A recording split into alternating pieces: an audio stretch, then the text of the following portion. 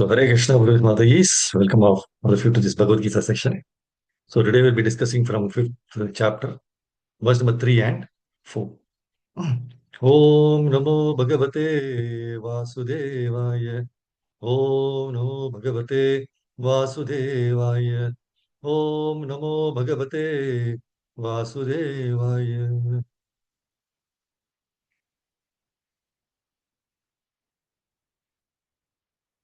Om Jnanatimirandasya Jnananjana Shalakya Chakshurunmritam Tasmai Shri Gurave Namaha. Hare Krishna. So from Bhagavad Gita, fifth chapter, verse number 3 and 4. First, let us recite the verses.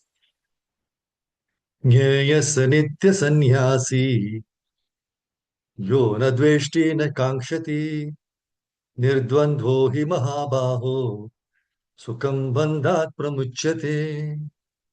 Translation by Divine Shri Prabhupada ki jai. One who neither hates nor desires the fruits of his activities is known to be always renounced. Such a person, free from all dualities, easily overcomes mental bondage and is completely liberated, O mighty art Arjuna. The fourth verse. Sankhya yoga pratak balaha pravadanti na panditaha ekam apyastita samyak ubhayor vindate phalam. Translation by Srila Prabhupada ki jai. Only the ignorant speak of devotional service, karma yoga, as being different from the analytical study of the material world, Sankhya. Those who are actually learned say that he who applies himself well to one of these paths achieves the results of both. Shri Prabhupada ki jai. So, two very important verses and a very important chapter for us to understand.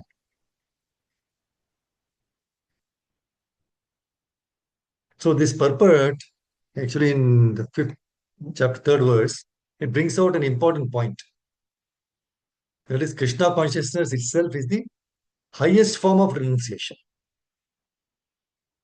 So, this verse says that one who neither hates nor desires the results of activities is a true renouncer. So the purport explains why a devotee can naturally live in this consciousness. So, see, a Krishna conscious person, he may continue to perform his responsibilities. Okay, that he will do his family duties, social responsibilities, right, professional duties, devotional service, everything. The difference is that where he places the result. So the point is, instead of thinking, I am doing this for my enjoyment and I must get the result I want, a devotee, he thinks, I am doing my duty as a service to Krishna. So whatever result comes, I will accept it as Krishna's arrangement.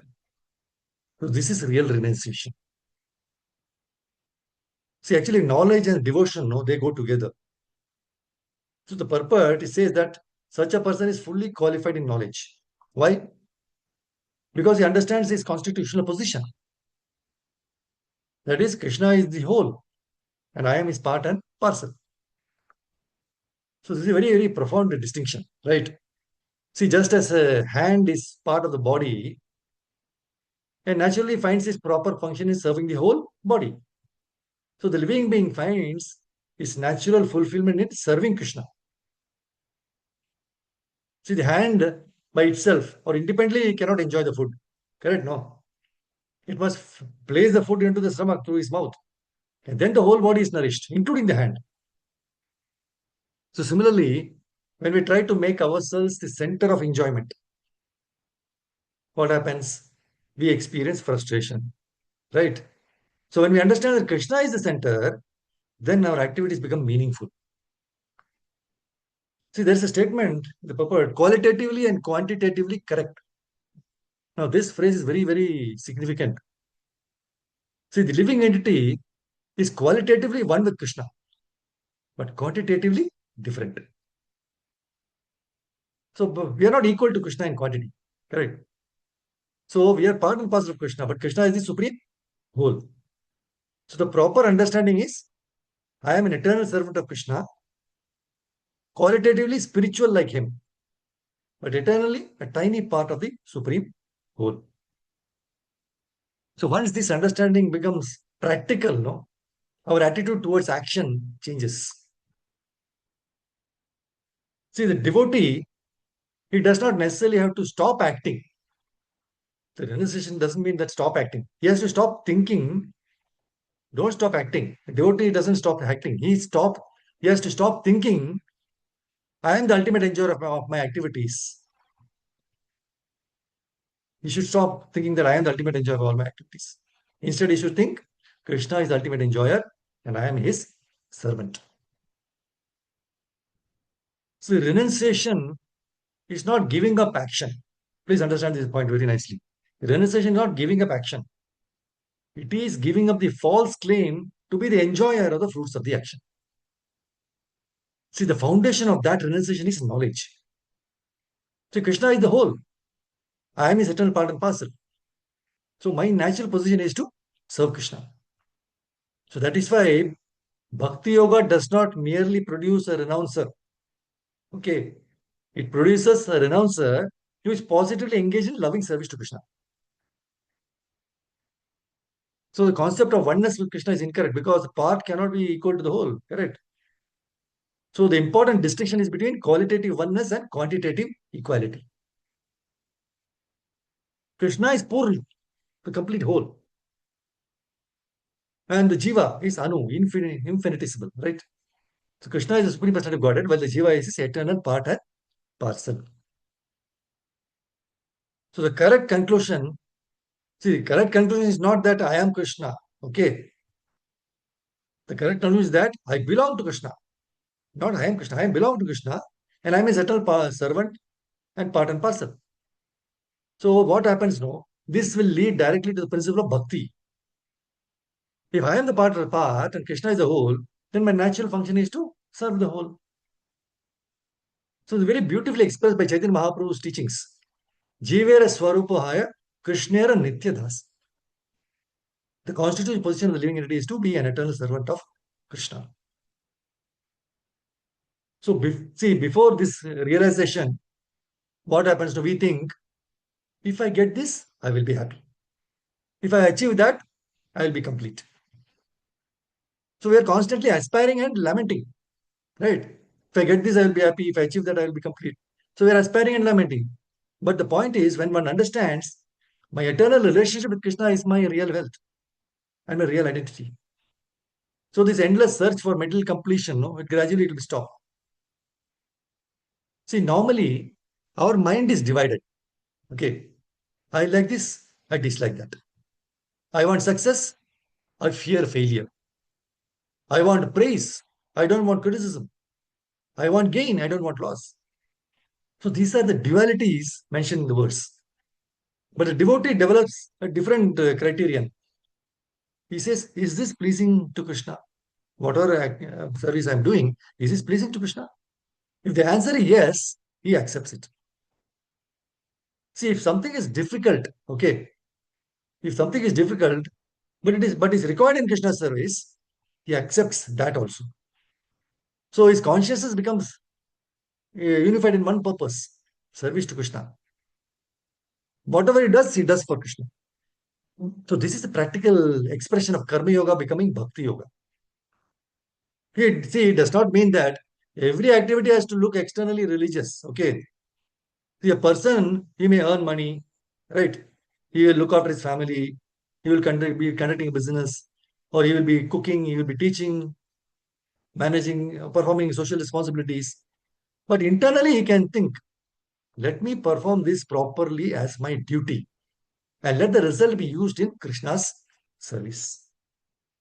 So the external activity, it may remain the same, but the consciousness behind the activity changes completely. So he is liberated even in this material world by doing such activities. So liberation, therefore, does not necessarily mean that one has to physically leave the material world first. No.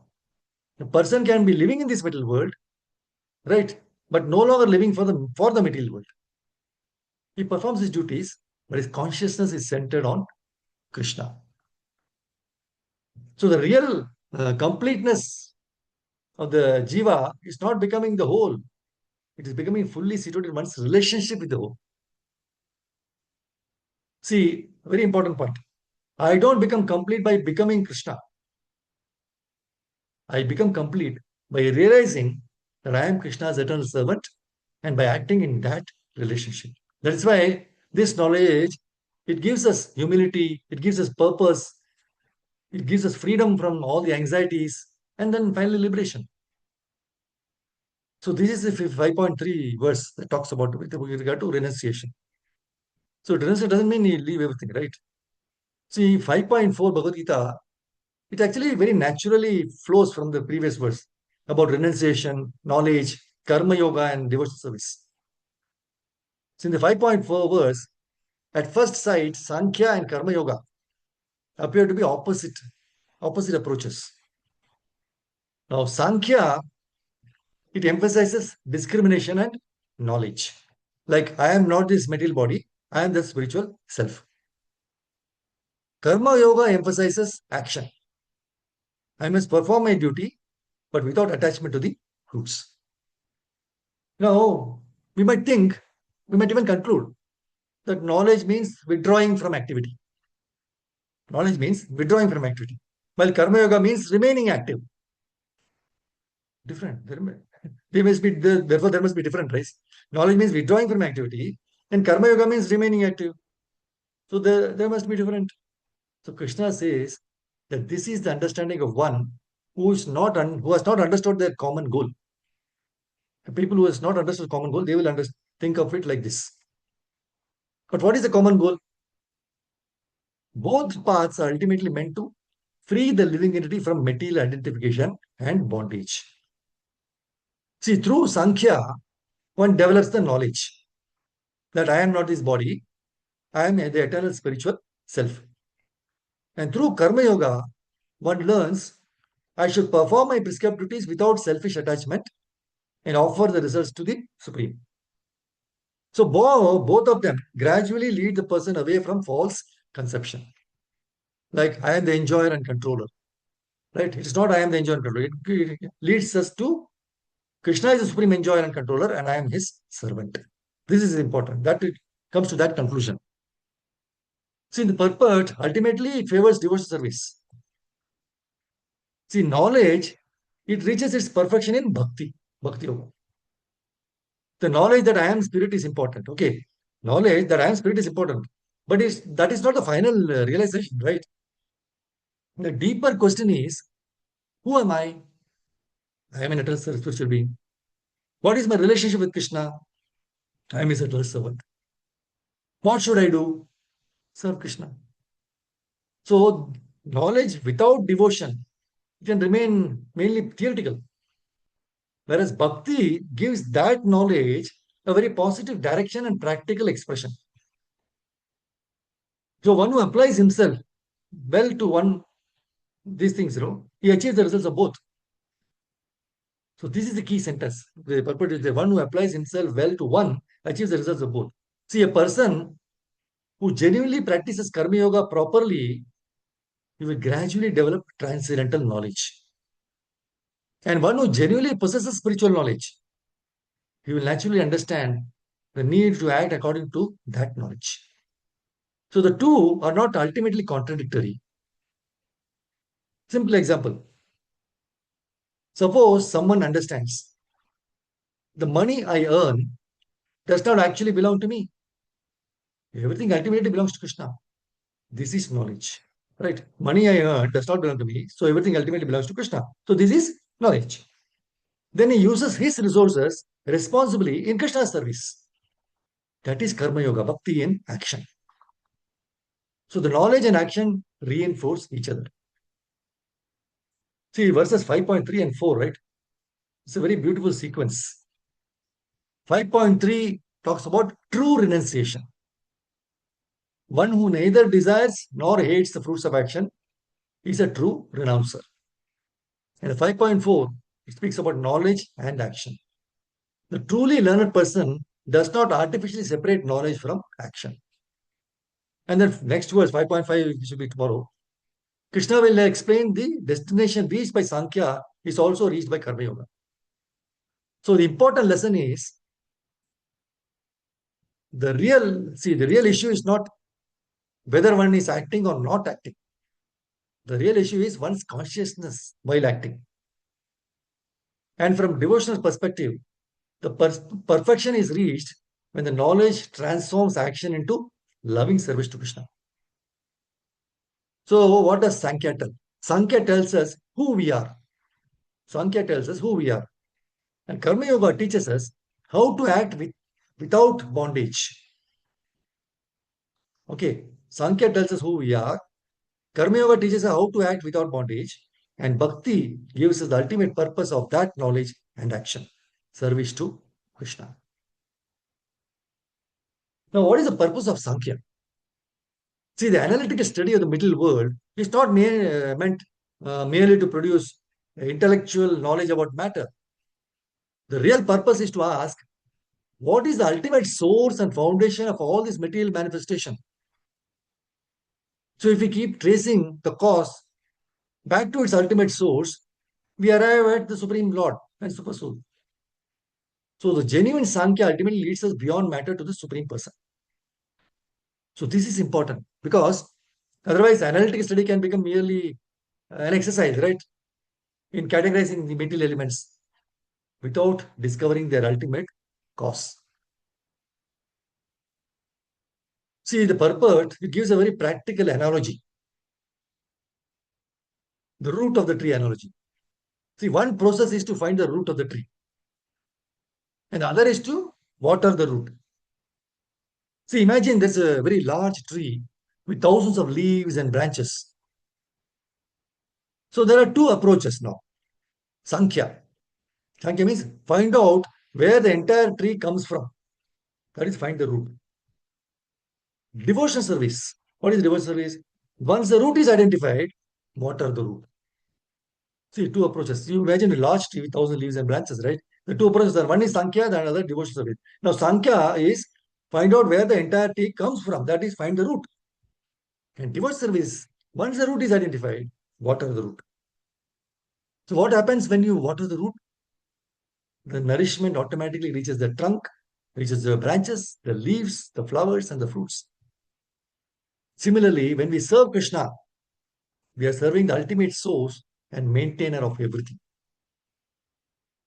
So this is why Bhagavad Gita, it does not present devotion as merely one activity among many. Correct? It is directed towards the supreme root. There may be another question. The point is, see, why serving Krishna is not neglecting the world. Sometimes people say we're only serving Krishna and not doing anything else. Right? See, someone may think, if I serve Krishna, am I ignoring everyone else? So the root analogy, it will answer this. If you water only the individual leaves by ignoring the root, the tree cannot remain healthy.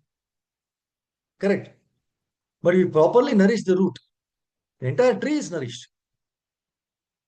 So similarly, when our service is centered on Krishna, our relationships with other living beings become properly situated. This is why genuine bhakti should produce compassion and service rather than indifference. So the purport says, the real student of Sankhya philosophy finds the root of the material world, Vishnu, and then in perfect knowledge engages himself with the service of the Lord. So knowledge reaches fulfillment in devotional service only. Simply discovering the root is not the final step. Having discovered the root, one should water it. So in essence, there is no difference between the two because the aim of both is the Supreme Lord Krishna. See, the person with the transcendental knowledge, he understands. I am not the ultimate enjoyer. Krishna is the supreme whole, and I am his eternal part and parcel. So he does not become attached to the fruits of his activities. He performs his activities for Krishna. So this 5.4 verse explains that this practical devotional activity and genuine spiritual knowledge, they are not separate destinations. Knowledge discovers the Supreme Personality of Godhead. Knowledge discovers the Supreme, and devotion serves the Supreme. Both ultimately converge on Supreme Lord Krishna. So, essence in one sentence is Sankhya finds the root, Bhakti waters the root, right? Sankhya finds the root, Bhakti waters the root. And when the root is understood to be Supreme Lord Krishna, genuine knowledge naturally it will culminate in loving service to Krishna. This is why Krishna calls the person who understands the unity of these paths actually learn it. So the point is, we must adopt the path of renunciation to achieve self-realization. See, for our own spiritual progress, no, we should sincerely endeavor to give up our attachments to material pleasures. See, just as a bird, it cannot fly if it has stones tied to its legs, right? So we cannot make progress on the spiritual path if we are tightly tied down by the chains of attachment. So we need to reduce our attachment to the worldly pleasures by realizing that they are deceptive and cannot give a real satisfaction. In reality, they cause us only suffering. So this human form of life, this human life, with all its suffering and problems, in fact, is a great opportunity for us to improve both our renunciation and our compassion. We should not waste this precious opportunity. My Guru Maharaj, Maharshi Guru Maharaj says that if we don't voluntarily renounce now, then at the time of death, Krishna will force us to renounce everything. Then Maharaj also he says, when attachment is there, Bhagavatam never sticks to your head. When attachment is there, Bhagavatam never sticks to your head. The potency is gained when we renounce. And he said a very important point. Don't renounce to show. Don't renounce to show. Renounce to come to Bhagavatam. So if we outwardly show ourselves to be a renunciant and hold on to Bhagavatam, then we will never be able to release Bhagavatam. This is because we are not honest in the heart. So our mind will be wandering over the same sense objects. And as a result, there will be no happiness. So if one hears from a pure devotee regularly, chants Hare Krishna, Hare Krishna, Hare Krishna, Krishna Krishna, Hare Hare, Hare Rama, Rama Rama, Hare Hare, and performs congregation chanting of holy names, then gradually renunciation from material pleasures and attachment to Supreme Lord will become a natural process. So it's very important, these 2 points we could learn from these 2 verses, which we can think about and meditate upon and put it into our daily practice. So it will improve our behavior. We see B for Bhagavatam, B for Bhagavad Gita, and B for behavior. All these verses and everything, episodes, everything, ultimately to improve our behavior. So come out of all the anarthas and purify ourselves. This is important point for hearing this Krishna Katha. I'll stop here. Thank you very much, Guru Mataji, for giving this opportunity to glorify the Lord through this Bhagavad Gita session. Hare Krishna. Grantra Srimad Bhagavad Gita ki jai. Shri Prabhupada ki jai. Nitai Gaur. Premanand Vancha Kalpatarubhisya. Kripa Sindhu Bhayavacha. Patitanam Pavanebhyo Vaishnavibhyo. Very Vaishnavanda ki jai. If you have any questions, anything to share, please go ahead. Hare Krishna. Thank you, Guru Mataji. Hare Krishna, Prabhu, you have referred that root and the Hare Krishna, Dhanvat Pranam to you, Prabhu. You have referred the root. What does the root imply and the leaves imply, Prabhu? And because you said that you discover the Supreme by from the Yeah. root See, and know when you see a tree, will you be just watering each of the leaves, the branches? Then no. the tree will not grow. You have to water the root, right? When you water the root, automatically the leaves and branches, they all get nourished. So the root is nothing but Krishna. So if you go on doing activities apart from Krishna, you do everything else, it will be meaningless. It will not give, it will only give you frustration, anxiety, and all those things. But if you water the Okay, root, and the okay. root is Krishna, if you Yes, just Prabhu. serve Yeah, Krishna, then automatically other things will automatically get perfect in your lives. yes, yes. That is Sure, the yeah. root is nothing but Supreme Krishna. Lord Krishna. Oh, yeah, yeah. So you Yeah, have I to got please that. Krishna. Yes, Prabhu. Yes, Prabhu. Yeah, yeah. Thank you very much.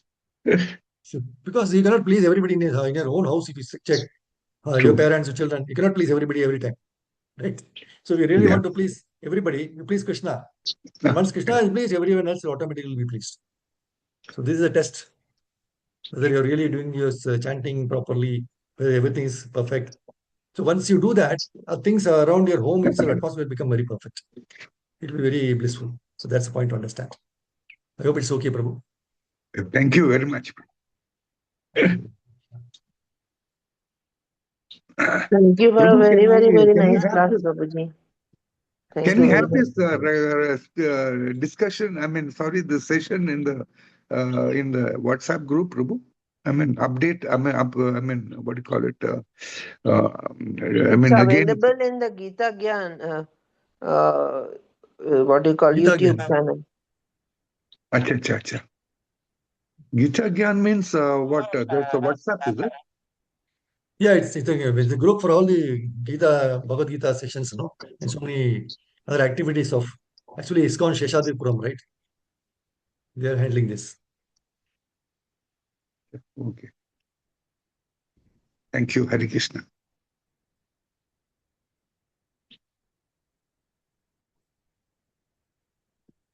Okay, thank you very much, Mataji. Hare Krishna Prabhu, Dandavat Pranam. Thank you very Hare much, Krishna, Prabhu. And pranams to class. everybody assembled. Hare Krishna. Hare Krishna Mataji. Thank you. Hare Krishna Prabhu. Hare Krishna Prabhu. Dandavat Pranam. Thank you, Krishna. Prabhu. Hare Krishna. Dhanavad Hare Pranam. Krishna. Thank you so much. Hare Krishna. So with your permission, I'll stop now. Thank you very much. Hare Krishna.